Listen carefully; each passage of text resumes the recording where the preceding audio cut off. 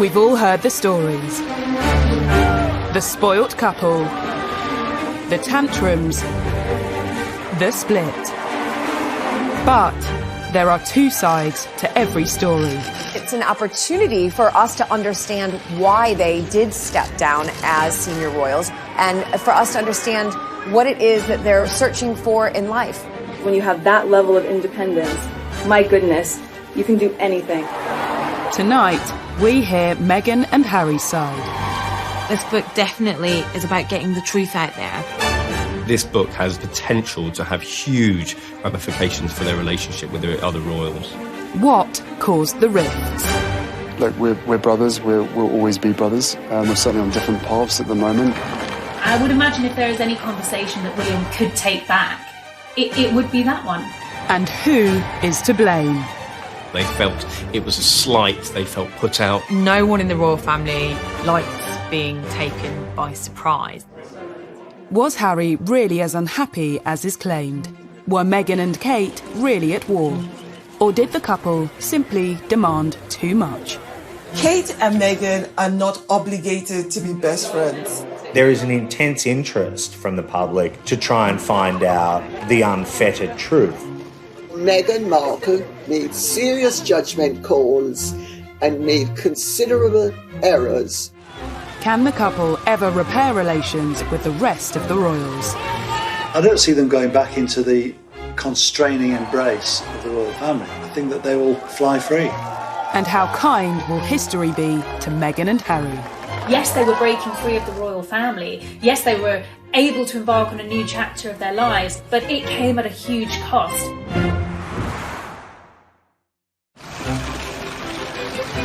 Meghan and Harry.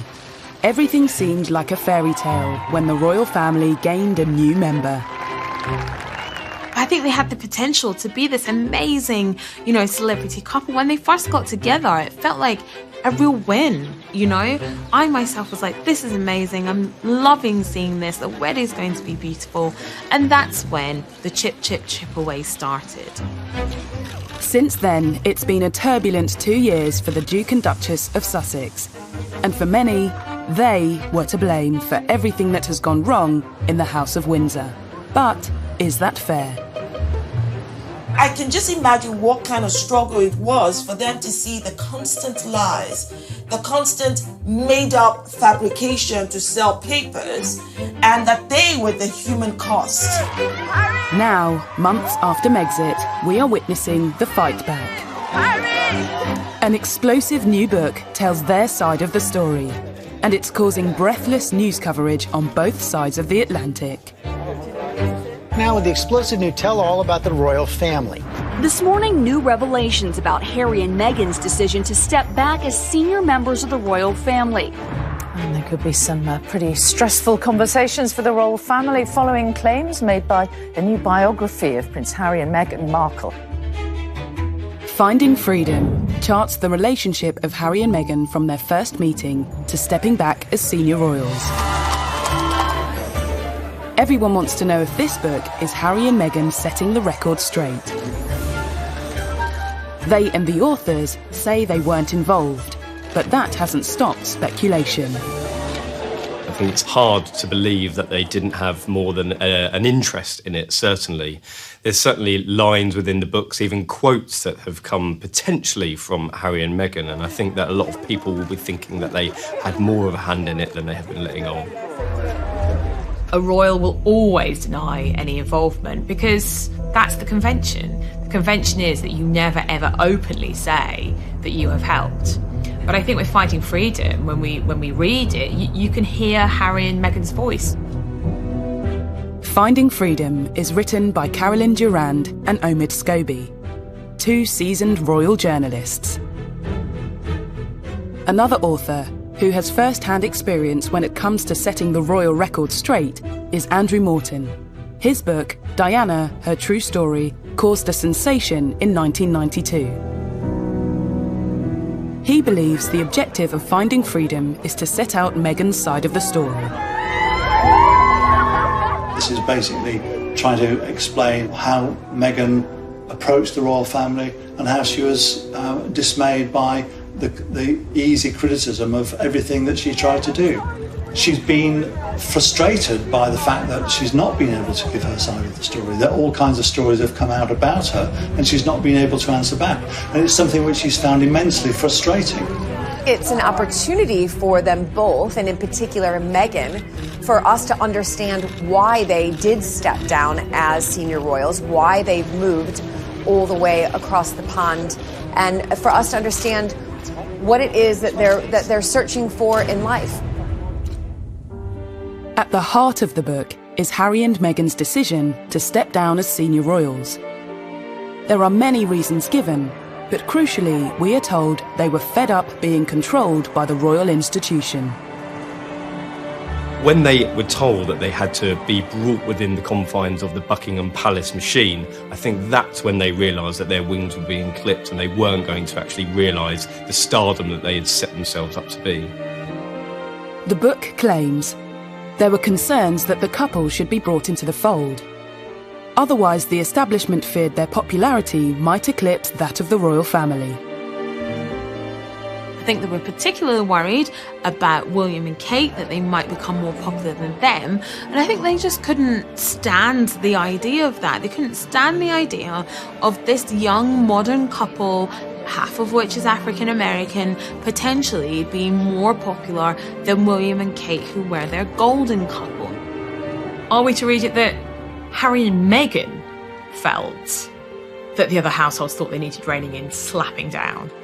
Because that's how I read it. I read it that Harry and Meghan felt that there was this conspiracy against them and that they felt that they ought to be put back in their place on a variety of levels. And they became more and more insular, more and more paranoid. And then they felt there was no option but to leave. It always reminds me of a top football manager saying that no one is bigger than the club. And I think that analogy is very, very true here, that they weren't bigger than the institution. And certainly the men in grey suits that they believe were stalking the corridors trying to clip their wings might have been an invention in their own heads rather than actually what was going on. Those men in grey suits, as Princess Diana used to call them, were allegedly another element pushing Meghan and Harry away.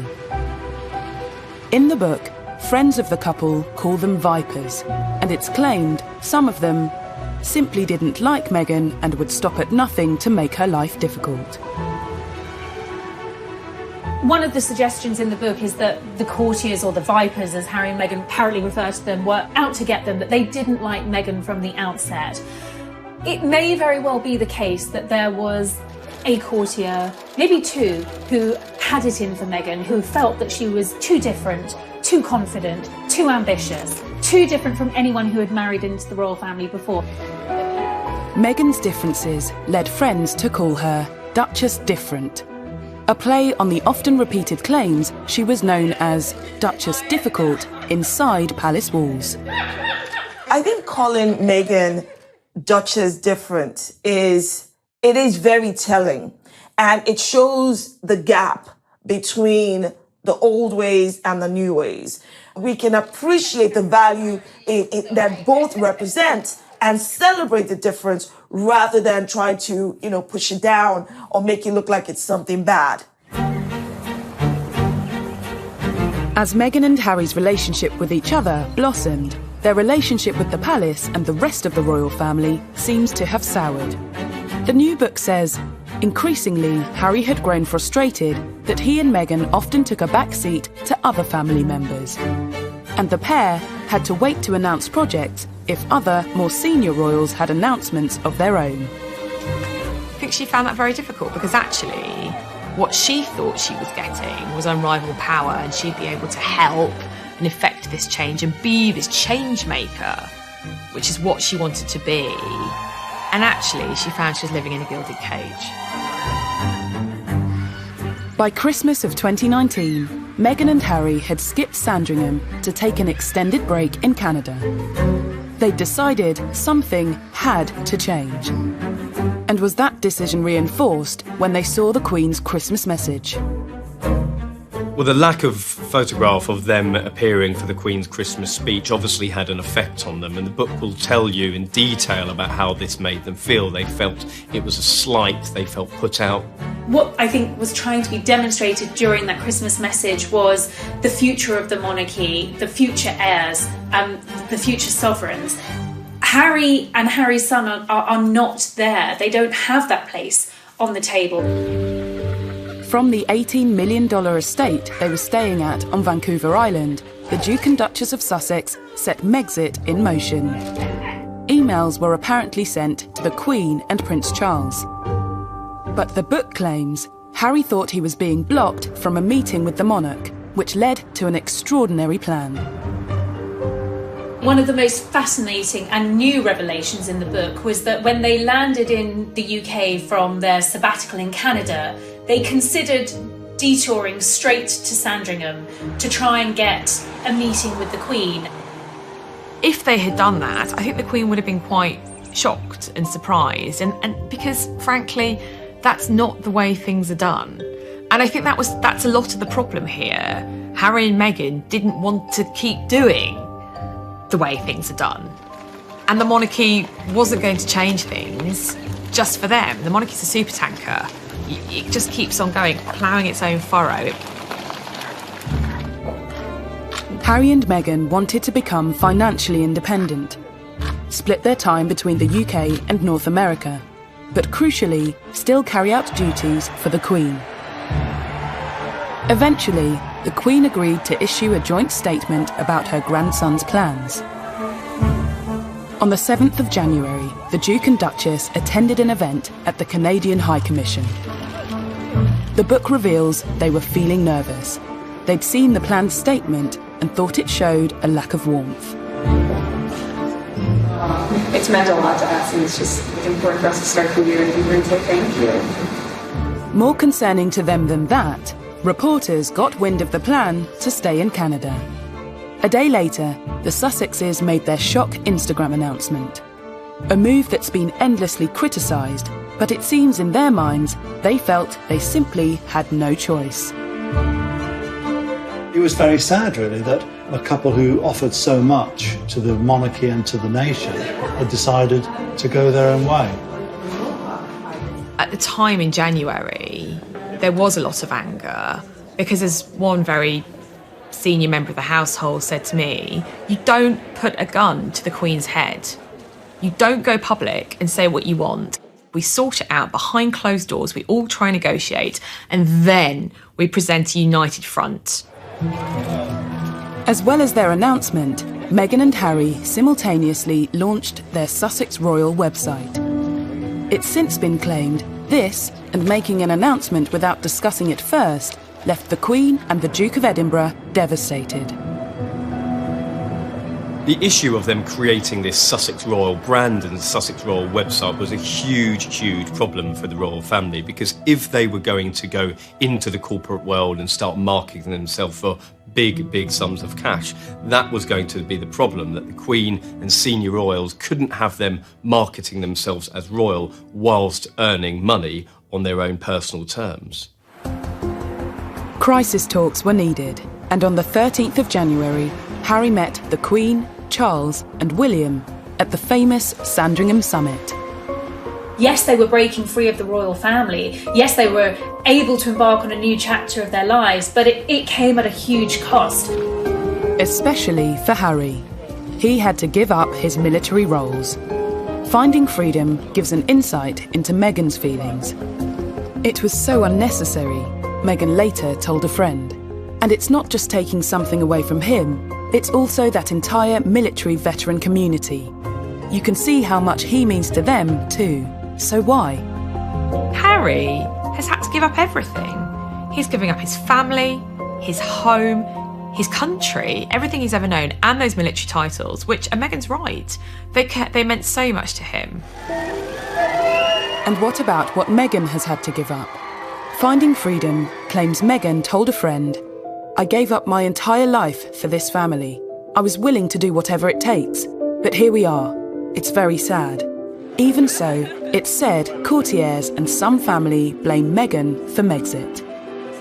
This girl who fell in love with a boy who happened to be part of the royal family, and she gave up her whole career to move over here to, of course, follow tradition and ritual, marrying into the royal family, and she literally couldn't win. And she basically gave up a part of herself, because that is what would have been expected of Meghan, expected of Kate, the Duchess of Cambridge. And they all did that out of love for their spouses and out of respect for the institution. These new revelations tell a story of just how unhappy Harry and Meghan were with their royal life and how they felt forced into leaving. But the new book also gives us a new insight into Harry and William's relationship. William potentially saying to Harry, listen, take your time to get to know this girl. Don't be blindsided by lust. Don't rush into anything. I would imagine if there is any conversation that William probably could take back, it would be that one.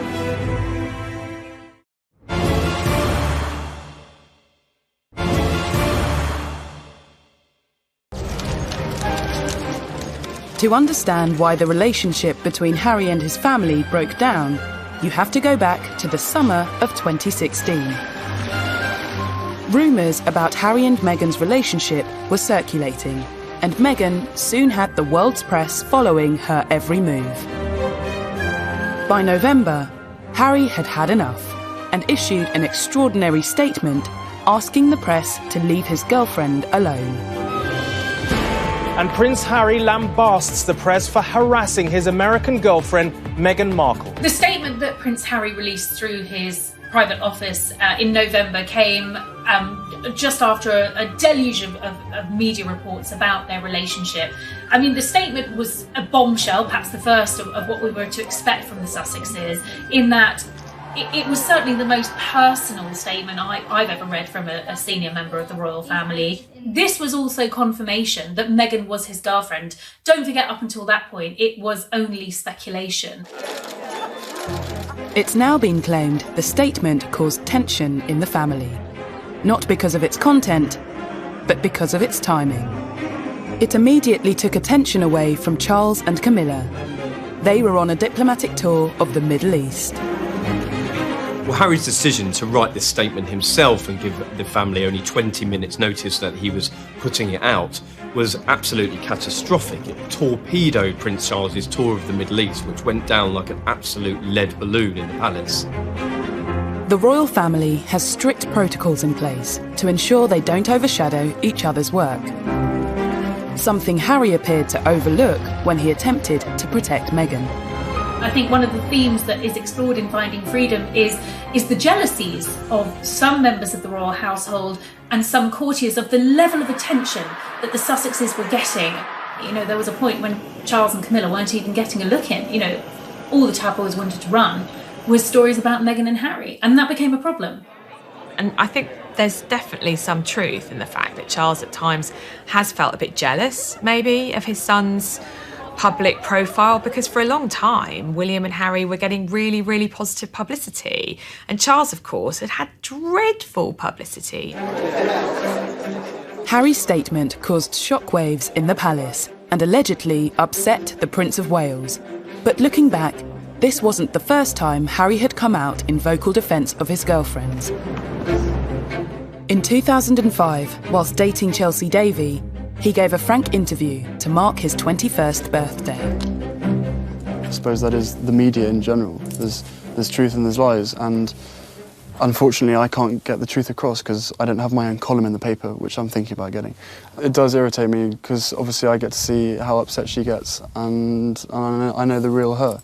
I don't think Harry's changed an awful lot over the years. He's become far more considered and far more aware of what's going on in the world. At the same time, his hostility to the mass media and to photographers and the paparazzi in particular hasn't changed one jot. So he was hostile to them before and is hostile to them now, to the point where he has, in his own mind, more control over his life. Less than a year after the statement, there was another incident, this time between Harry and William. Finding Freedom details a conversation that supposedly took place just before Harry proposed to Meghan. William is quoted as saying, "Don't feel you need to rush this. Take as much time as you need to get to know this girl." A source claims William didn't want his brother to be blindsided by lust. The book goes on to say, Harry could see through William's words. He was being a snob. I think that there was a great misunderstanding in that moment. That was, I believe, intended from a genuinely good place, a place of brotherly love, and just wanting Harry to be absolutely sure, given the speed that this relationship had moved at, that he wasn't rushing into things. Harry, who was clearly sensitive and I think aware of some of the sniping in the corridors of power about Meghan, just took this deeply personal and the wrong way. And I would imagine if there is any conversation that William probably could take back, it would be that one. I think William was just trying to look out for his younger brother. Now, maybe it goes to the heart of their relationship, and Harry was frankly fed up with playing third wheel, effectively, to William, Kate and Harry. I mean, sometimes when the three of them did jobs together, I'd go and watch them, and I did feel a bit sorry for Harry. You know, Kate and William were always first because, you know, in the line of succession, William's always first, and Harry was always slightly trailing behind. So did William ever really accept Meghan? Rumours of a rift refused to go away. During Christmas of 2018, William appeared to ignore Meghan outside church. The following Easter, another incident, on the Queen's 93rd birthday. The footage appeared to show the brothers avoiding each other. Is there petty jealousy? Yes, because I think there is between any family. Show me any family in the world where there's not jockeying for position, or one sibling doesn't think, oh, you know, that's the sibling shouldn't have that, or etc. That is family. That is the human condition. I do think this is War of the Wales part too, but this is also the British royal family. This is what they do. They argue, they fall out, and then we make a drama out of it. But for some, Harry and William's fallout is far more serious. This was a devastating blow to the British people, and indeed members of the Commonwealth, because they have looked to William and Harry as being the successors. So to see a divide between those really did tear at the very fabric of the British public's relationship with the royal family. From an early age, there was clearly a friendly rivalry between the brothers. Would you live together again? It's a nice experience being the same. Well, bear in mind I cook him and feed him basically every day. I think he's done rather well. You told us the other week that he did all the washing up. He does do a bit of the washing up, then he leaves most of it in the sink, and then it comes back in the morning and I have to wash it up. Oh, the lies. I think the difference between William and Harry has a lot to do with succession in the royal family.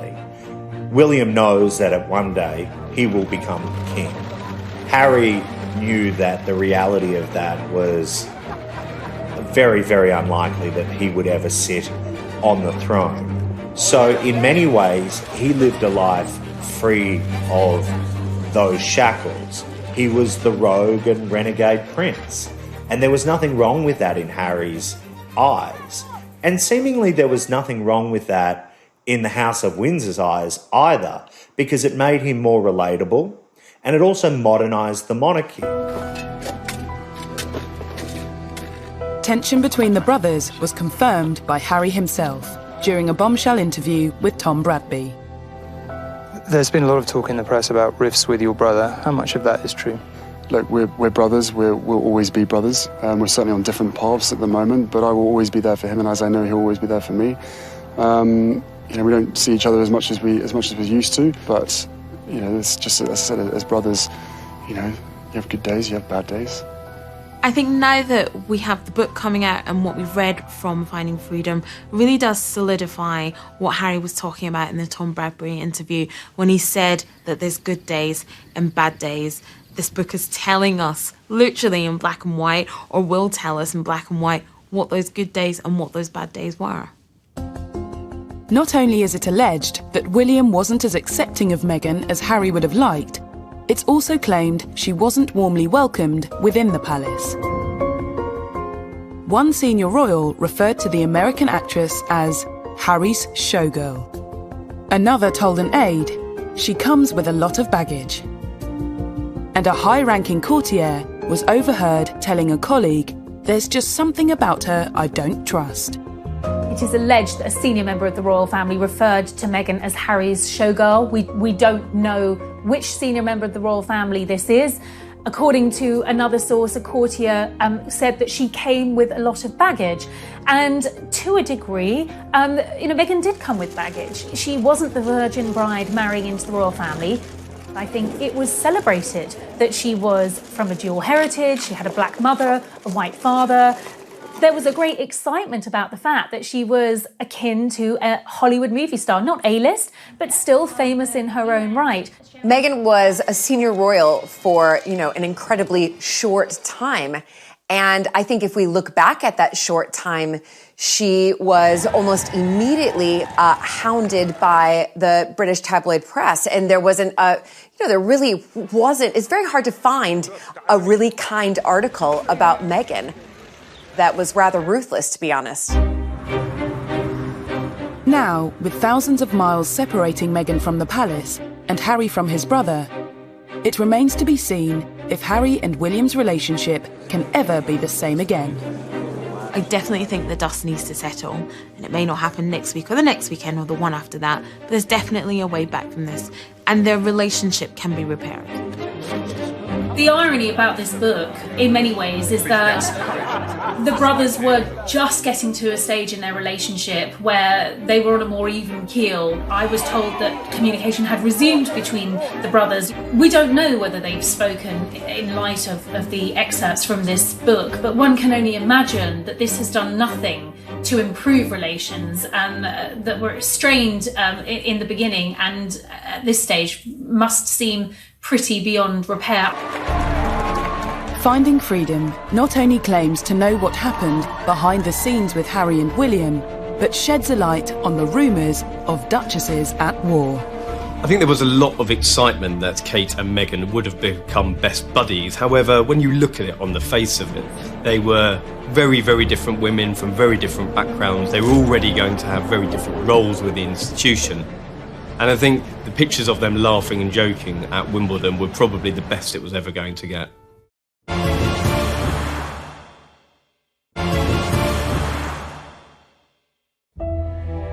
Finding Freedom is said to be Harry and Meghan's side of the story. It claims to provide a new perspective to all the stories, rumours and gossip that we think we know. In particular, a focus on negativity surrounding Meghan's relationship with Kate, not long after she became the Duchess of Sussex. After the royal wedding, once that sort of crest of the wave of excitement and euphoria had subsided, there was a slow drip of reports that began to show Meghan in a different light. After her wedding, Meghan was faced with a number of negative headlines. One in particular seems to have angered the Sussexes. It was reported that Meghan had made Kate cry during a bridesmaid fitting. Finding Freedom details the incident. Some of the children weren't cooperating, and there was a lot going on. Everyone tried to help where they could, but it's never easy with kids at fittings. There were no tears from anyone. I also think that it proves that, that story was put out by anti-Meghan people, by people who wanted to vilify Meghan, and it actually unpicks that, and it also proves that we know that there's people actively out there working to make Meghan look bad. There are always two sides to every story, but Kate either cried at that dress fitting or she didn't, and there are only a couple of people who know if that actually happened. It's interesting that is one of the stories that is contested in Finding Freedom. What Finding Freedom doesn't do is actually explain what did happen. Whatever the truth, Meghan and Kate's relationship soon became a favourite topic for the tabloids. I think as soon as Meghan married into the royal family, the comparisons between Meghan and Kate were constant. And Kate is English. She's an English rose, and she does everything the right way. But she will be the future queen. I think there needs to be some leeway for Meghan and Harry because, you know, he's now much further down the peg line as far as inheriting the crown. I think there was a lot of excitement that Kate and Meghan would have become best buddies. However, when you look at it on the face of it, they were very, very different women from very different backgrounds. They were already going to have very different roles with the institution. And I think the pictures of them laughing and joking at Wimbledon were probably the best it was ever going to get. Despite the press rumours the Duchesses were at war, Finding Freedom claims the relationship between the sisters-in-law was less tense than reported. It does, however, reveal they struggled to move past the distant politeness of when they first met. It was very easy for us to escape into this storyline that Meghan and Catherine were best friends, that William, Harry, Meghan and Catherine represented the Fab Four, this union of young royals that were set to take control and modernise the monarchy. It wasn't the case at all. Just 1 year after they were photographed laughing together at Wimbledon, new photographs emerged of Kate and Meghan together at a polo event. This time, the atmosphere appeared a little less friendly. The book notes there was a cordial but distant rapport. There was a big exclusive event in the summer of 2019, and both Kate and Meghan were there with their children. In fact, it was probably one of the first times we'd seen Meghan out and about with baby Archie. Kate was watching the children playing on the field while watching the polo, but the real striking thing was that the two women were not speaking. They weren't even conversing for most of the day, and I think that was quite a bit of a realisation for the British public and quite a disappointment as well, that these two women were not going to be the best of friends. It's reported Meghan had wanted a strong and close relationship with her sister-in-law. The book details that Meghan had initially hoped that Kate would potentially reach out to her and help guide her as somebody who had married into the institution, but the offer never materialised. It goes on to say, Kate felt they didn't have much in common, other than the fact that they lived at Kensington Palace. So while there might have been an expectation from Meghan that Kate was going to sort of sit down and show her the ropes, perhaps that was an unrealistic expectation. You know, the Duchess of Cambridge is a busy woman, but Meghan clearly took that quite personally. In the same weekend Finding Freedom dominated the papers, Emily Andrews broke the story that friends of the Cambridges say Kate rolled out the red carpet for Meghan. So who was to blame for this coldness?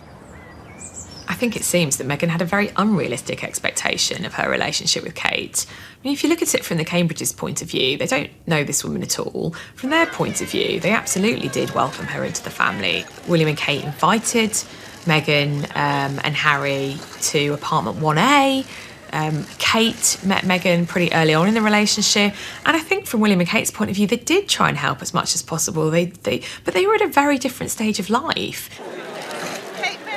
With friends of William and Kate refuting stories from Finding Freedom, the public is once again presented with two sides of the story, unsure which side is telling the truth. By the time Harry and Meghan's final royal engagement came around in March of this year, the tension was clear for everyone to see. At the Commonwealth event, Meghan appeared to wave to Kate, but the gesture wasn't acknowledged. I was sitting behind William and Kate and Meghan and Harry a few rows back with other members of the press at that service, and there was absolutely a tension between the two couples. While Kate turned around to speak to Edward and Sophie Wessex, she just didn't acknowledge Meghan and Harry at all, and that was very obvious.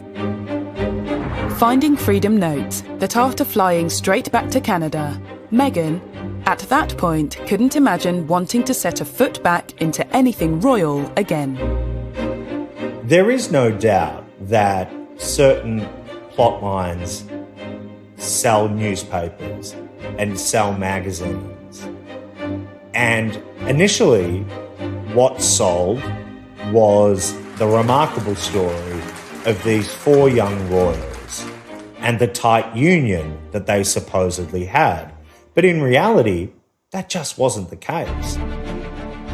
Finding Freedom has done nothing to quell the fascination with the Duke and Duchess of Sussex, presenting another side of the story and asking if the criticism facing the Sussexes has been fair.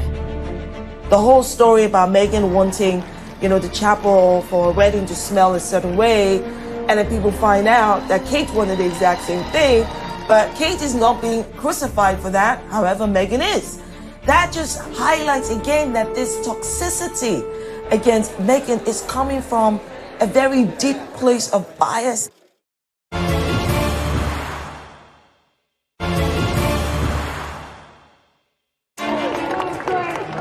Finding Freedom might arguably tell the story from Harry and Meghan's side, but it's not the only book about them to hit the shelves this summer. It's the hot cakes right now. It's almost as though people think that this is the next version of The Crown from Netflix. I think that there is a battle at the moment amongst authors to try and tell or answer the unanswered questions as to what led to the split. It's a fine line of who knows what and who actually to be able to trust when all these books are coming out all at once. Many well-covered tales about the Sussexes feature in books by Lady Colin Campbell and journalists Dylan Howard and Andy Tillett. But are these just examples of yet more unfair criticism that Meghan has faced? Such as claims Meghan wanted St George's Chapel to smell a certain way for her wedding. A story she was ridiculed for in the press, despite Kate wanting the same thing at her wedding in Westminster Abbey. The whole story about Meghan wanting, the chapel for a wedding to smell a certain way, and then people find out that Kate wanted the exact same thing, but Kate is not being crucified for that, however Meghan is. That just highlights again that this toxicity against Meghan is coming from a very deep place of bias. Westminster Abbey is not the same thing as St George's Chapel. I've actually been to events at both. And I have to tell you, St George's Chapel does not smell musty. It smells of beeswax, which is what the furniture is waxed down with. Maybe Meghan had never smelt beeswax before in her life. Lady Colin Campbell's book addresses another infamous story. The claim Meghan clashed with the Queen over her choice of tiara for her wedding. But Finding Freedom says there was no clash. Each story has been corroborated by at least 2 sources, and they spoke to over 100 sources for the book. People don't want to believe that. They want to think only Harry and Meghan will say that, and they are lying. Instead, the book says it was Harry who had reservations, that the Queen's dressmaker, Angela Kelly, was intentionally delaying the process of Meghan selecting her wedding day tiara. But it is quite one-sided. Yes, Harry and Meghan don't escape criticism in the book. That's certainly true. But it is mainly their side of the story, and everyone else is the bad guys. Either way, what is sure is that there have been countless attacks on Meghan over the past 2 years. Allegedly, some even came from palace insiders. It seems to me that some of the stories are stemming directly from Buckingham Palace. And we're back to this narrative again, that strong, independent women are anathema in our society. Duchess difficult. Hurricane Meghan, some of the headlines that started coming out in the tabloid press, reports that, she had a habit of sending dawn emails to staff and wanted a response before lunchtime. This appears to be true and seems to be backed up in Finding Freedom. But the author's interpretation of this is that this was an experienced, successful American actress who was used to having an entourage of staff and who was used to having things done quickly. The idea that Meghan's a diva is clearly one of these racialized ways of thinking about black women where, there's this long-standing idea of the strong black woman who doesn't need anybody else, who's feisty and aggressive. Meghan has faced criticism for pretty much every move she has made, even down to the clothes she wears. When Meghan came on the scene and started wearing gowns that were thousands of dollars and living an extravagant lifestyle, then it began to rub people up the wrong way. Someone's got to spend the most, and Meghan's the one that spends the most. Again, it's just a non-issue, it's a non-story. She's probably spending her own money. What's the big deal?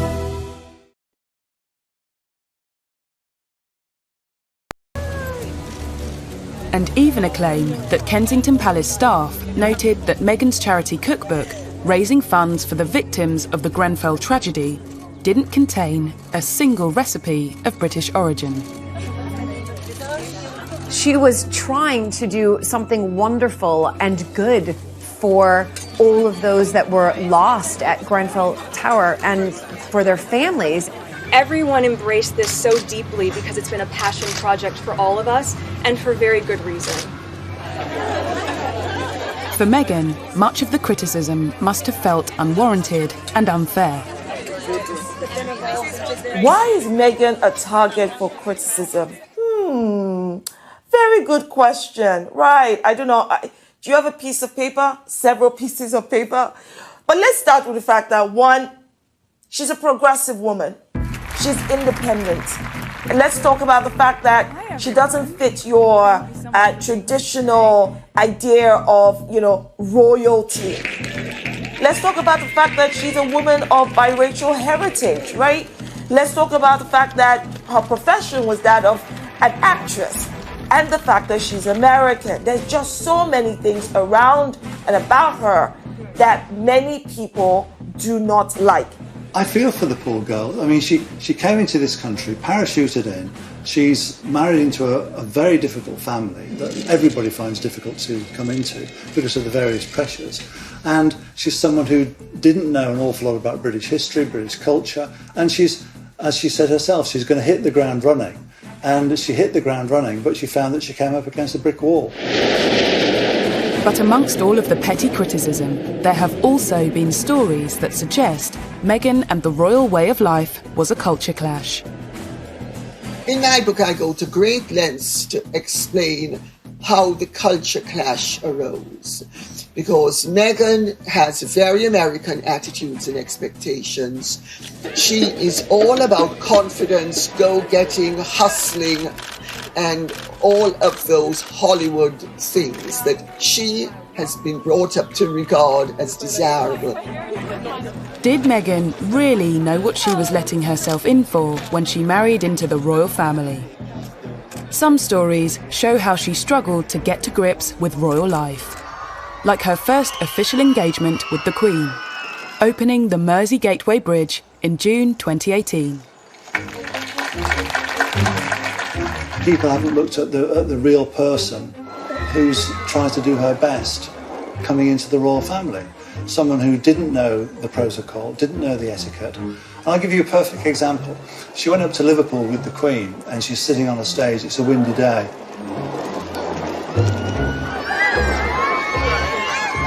She doesn't know what side of the car to get into, to get out of. What hand to hold her handbag in, and you can see that kind of confusion in her face. Meghan, even though she's an actress, has had to swap the red carpet for the Royal Roadshow, and it's a difficult gig. There were certain elements of royalty that perhaps weren't for Meghan, but she was widely condemned regardless. like security. Dylan Howard's Royals at War reminds us of an incident in Fiji when Meghan visited a market. Every royal is assigned a level of protection when making appearances in public. And there could be no more valuable commodity, if you like, than a pregnant Meghan Markle making appearances in public. Under sweltering temperatures and with an increasingly large crowd, the Duchess was rushed out and the visit ended early. Turn round. Inevitably, in these types of scenarios, the royals are briefed about what is right and what is wrong and what is expected of them in order to maintain their security and their well-being. The security officer in charge quit her role not long after, amid claims at the time that Meghan found security constraining. Although the palace denied this was why she left. Guys, out. Just stay to the side, please. Everyone turn round. Meghan was oblivious. Despite being told how to behave, she thumbed her nose at the restrictions or recommendations of the Royal Protection Officer. And Lady Colin Campbell recalls at an event that, in her view, shows Meghan unwilling to persist with royal duty at her and Harry's first public engagement as a married couple. I was at a dinner party at a very, very famous aristocrat's house 4 nights after the wedding. And this person has impeccable court connections. At a garden party to celebrate Prince Charles's 70th birthday and all of his charity connections, there had been this garden party at Buckingham Palace, and Harry and Meghan were there. Good afternoon, everybody. And there was much excitement about them being there because, of course, at that time they were the most popular couple in the country. She was a revered figure. People couldn't wait to meet her. Well, 15 minutes into the engagement, Meghan is overheard telling Harry she's bored and she wants to leave because they've effectively done their photo op. And the person who overheard this was completely gobsmacked. All of these stories and allegations hint at teething problems as Meghan grappled with royal life. But rather than focusing on arguably unfair criticisms, should the public and press have been more understanding of Meghan's struggle? After all, it's something that is very different to what she was used to.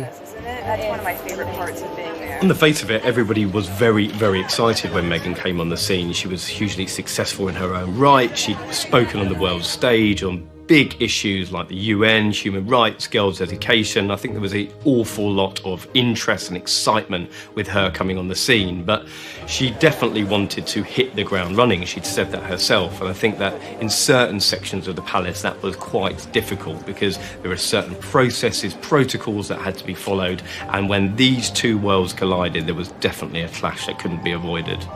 There was a culture clash. American divorcee, biracial, actress, woman of substance, 21st century girl from Los Angeles, versus the pale, male, stale, and very white British monarchy. Yes, we have a woman as our head of state. Yes, we have a woman as our queen. But it is still an old-fashioned institution. It's done in tradition is all, duty is all. And that's not very woke or 21st century. Coming up, did Meghan feel she lost her ability to speak out when she became a royal? That age-old mantra, which has stood the royals in very good stead, never complain, never explain. I think most people would say that she absolutely didn't understand that. And now that she and Harry have left, is she getting her voice back? It's been very empowering and inspiring to see and to hear what they've had to say.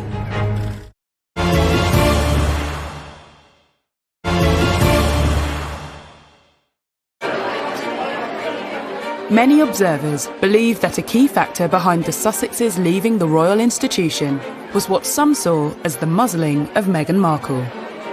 Before her marriage to Prince Harry, she'd used her media profile to highlight social issues close to her heart. Women don't need to find a voice.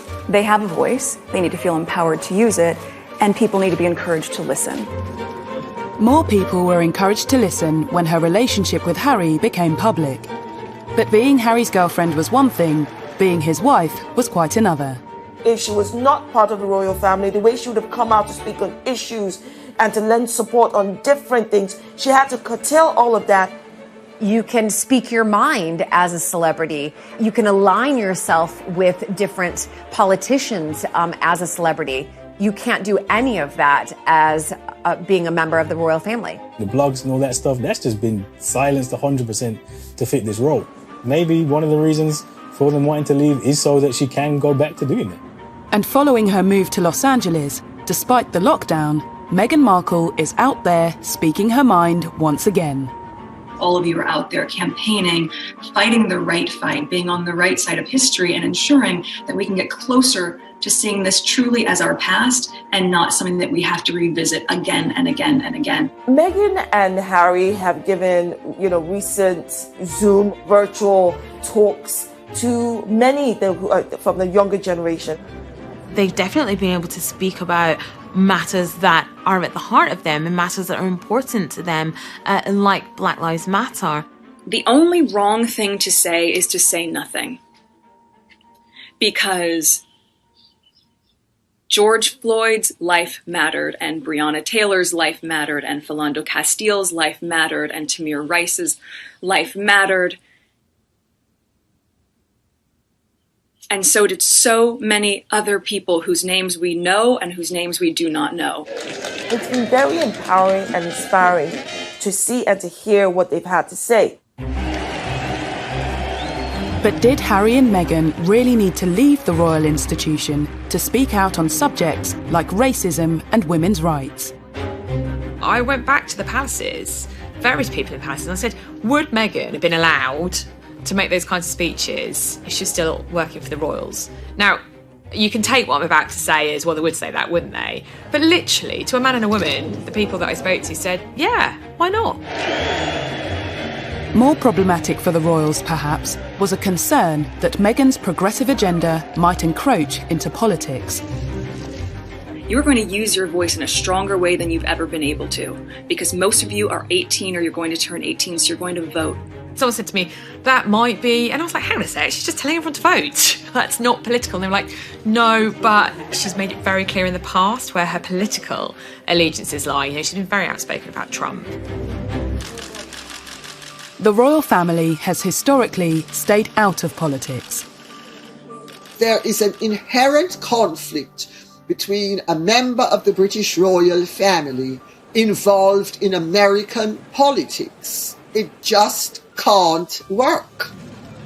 Before Meghan became pregnant with Archie, they had intended to go to America on tour, but she made it very clear that she wasn't going to see Trump.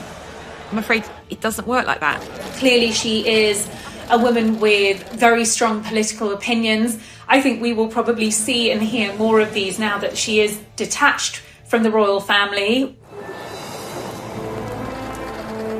As well as freeing her to speak her mind, leaving has allowed Meghan to regain control of her own agenda and to hit out directly at her detractors.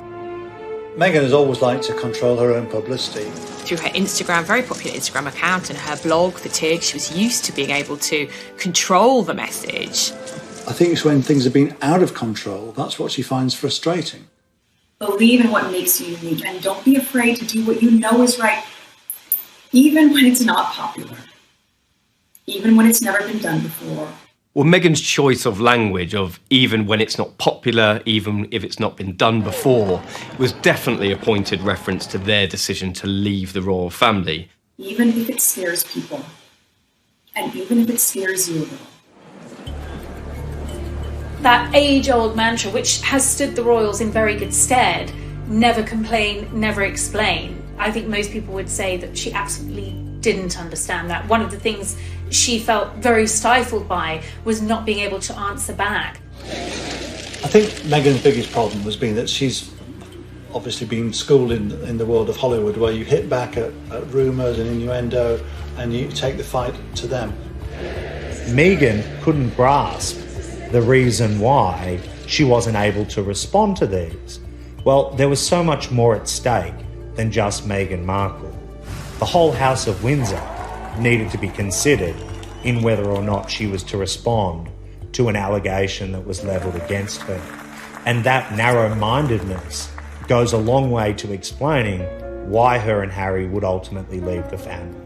And I think this book is largely been written to put her side of the story across.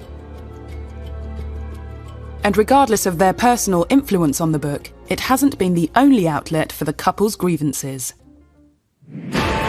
Harry and Meghan take on the tabloids. She is suing a newspaper for publishing a private letter to her father.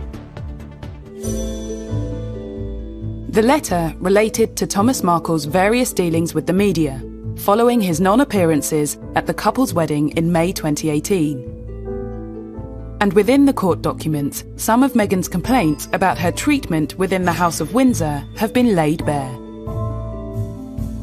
She has used the courts as a forum to get her version of events out into the public. Meghan's detractors say she's attempting to manipulate the media and claim the revelations in her court evidence and writing the letter to her father in the first place are evidence of this. If Meghan expects me or anybody else that I know who has a brain to think that she wrote that letter for anything except damaging her father's reputation and boosting her own and excusing her, she better think again. The central point of the case is whether Meghan wrote this letter with the intention of it being public. And one of the authors behind this book has actually gone on record to say that Meghan wrote it with the public in mind. That was a comment made by author Omid Scobie earlier in the year, but not repeated in the book.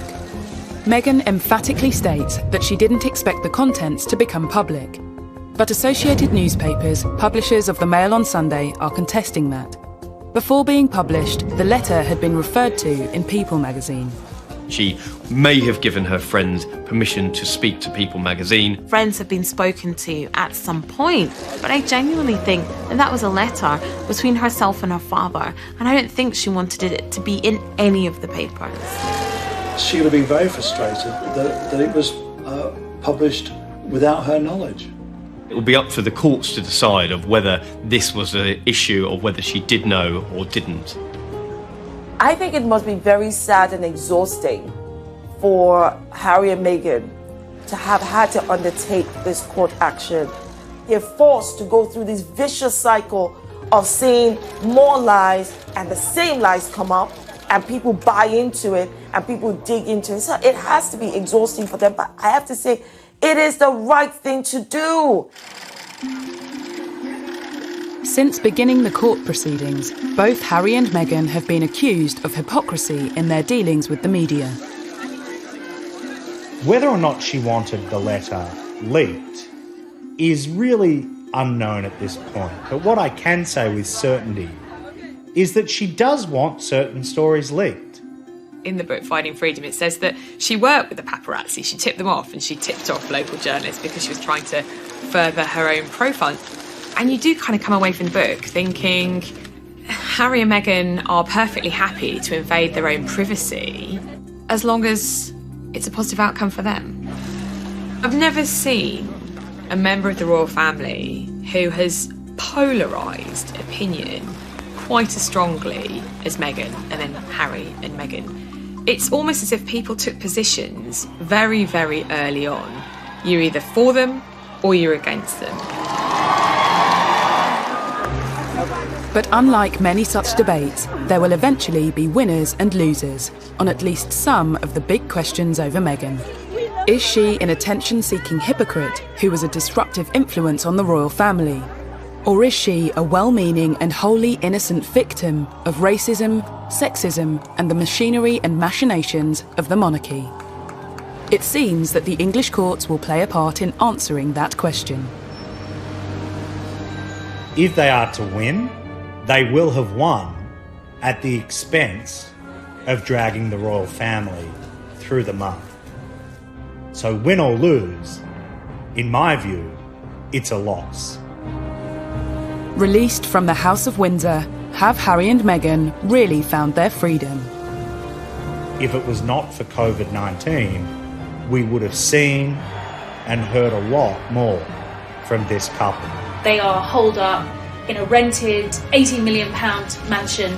They really need to try and take a bit of time out and maybe realise what they want, what their future looks like.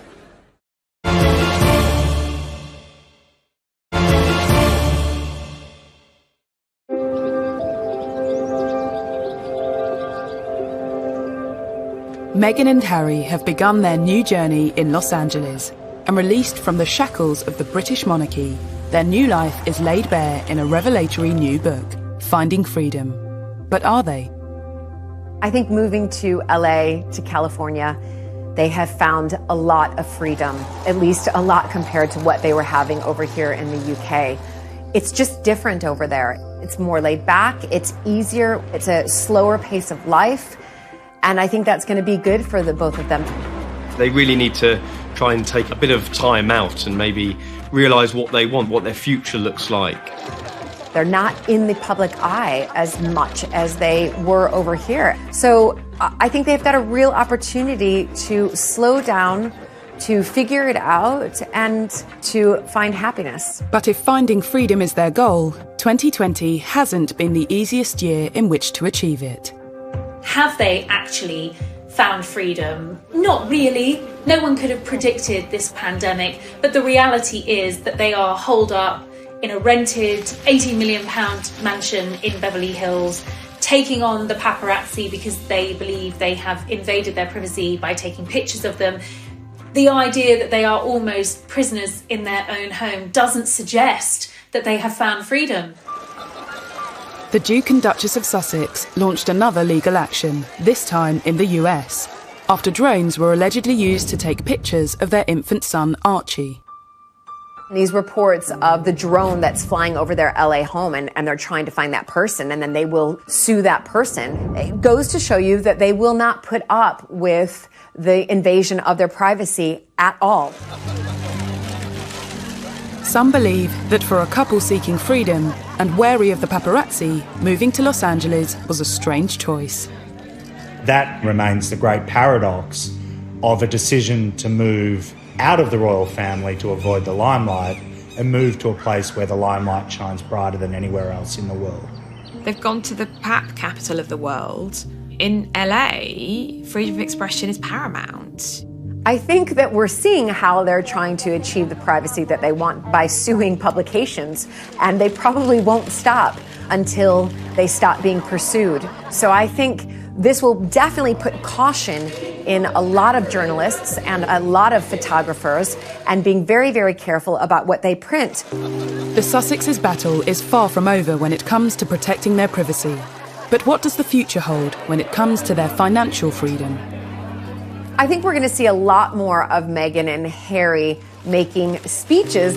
I've been told the Obama's business model is something that they're very much aspiring to, which could earn them a very lucrative income indeed. I mean, public speaking engagements alone could earn a couple hundreds of thousands of dollars. And I'm quite sure that in California, where they're now based, that there will be all kinds of companies that will want to see them on their boards. And I can well imagine, for example, Meghan going on board of a major international company to look at gender issues. There's much speculation about the path that Meghan will take. But what about Prince Harry? The break from the royal family meant giving up all his military titles, and which took up an awful lot of his time. I think he probably took that quite hard, and I think that was a bit harsh, but I'm hoping that he can continue to work with veterans in some form, perhaps in America, and continue that line of work, because he was genuinely passionate about it. If, as seems likely, Harry has more difficulty than Meghan in acclimatising to this new life, might some kind of return to the royal fold be possible? The Queen gave them this option of the trial period, see how you fare after 12 months and see if it's working for you. Partly through coronavirus and partly through the way they have handled things, what they hoped to achieve is clearly turning out to be more of an uphill struggle than they would have envisaged initially. Who knows? I don't think they know what they're going to be doing between now and next week, much less next year. There were headlines in some of the tabloid press after the serialisation that, there was no way back after this, after the revelations, after airing their dirty laundry in public, that, this was it for the Sussexes. I'm not so sure. While I don't think they will go back to a royal role as such, Harry remains, in spite of what's been said and what's happened, deeply loved by his family.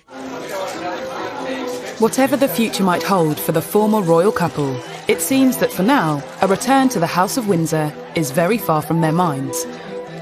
I think that they will get it right over there. I have hope that they will do exciting and amazing things together, become financially independent and live a peaceful life, which I suspect is what they both want. I applaud Harry and Meghan for standing up for what they believe and wanting to carve out a life for themselves that makes them happy. That should ultimately be what we all want for them. They've got an opportunity to make a change, to make a difference, and I'm quite sure that they will continue to do that over the next few years, but not under the umbrella of the royal family, but under their own umbrella. In 2018, William, Harry, Kate and Meghan were being hailed as the golden generation who'd build a new 21st century monarchy. In just 2 years, that dream has shattered. How? Finding Freedom certainly doesn't have all the answers, but it does reveal the open wounds currently blighting the royal family, and some say rubs salt into them. There are two sides to every story. Which one to believe, that's up to you. Side of the story, and it's causing breathless news coverage on both sides of the Atlantic. Now with the explosive new tell-all about the royal family. This morning, new revelations about Harry and Meghan's decision to step back as senior members of the royal family. And there could be some pretty stressful conversations for the royal family following claims made by a new biography of Prince Harry and Meghan Markle. Finding Freedom charts the relationship of Harry and Meghan from their first meeting to stepping back as senior royals. Everyone wants to know if this book is Harry and Meghan setting the record straight. They and the authors say they weren't involved, but that hasn't stopped speculation. I think it's hard to believe that they didn't have more than an interest in it, certainly.